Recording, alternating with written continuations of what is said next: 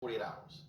Well, everybody's been highly upset, and I think not only is it disgusting for him to repeat this negative stereotype that is enveloped in racism, but he knows it's false. Even look at his answer, how he's making up, well, some of my people are reporting this and they're doing that. And I think at the end of the day, it not only upsets Haitian people because we've been fighting these stereotypes for several years and we've had to actually dispute every single one of them. But it's even worse when it's coming from a vice president and then you have a president who's saying these things. And it seems like they're fixating on this storyline, right? This fictitious story about Haitian people coming in and eating and stealing your pets, the constant fear mongering. And it seems like they're dedicated to scaring people into voting for them instead of articulating real principles, real policies, anything to give you hope of that your life would be better. And that is sickening. I think another part of it too that Haitian people are looking at him sideways is because we're wondering, like, you actually married into an immigrant family. You know how hard it is for immigrants to come to the United States, dedicate themselves to getting an education,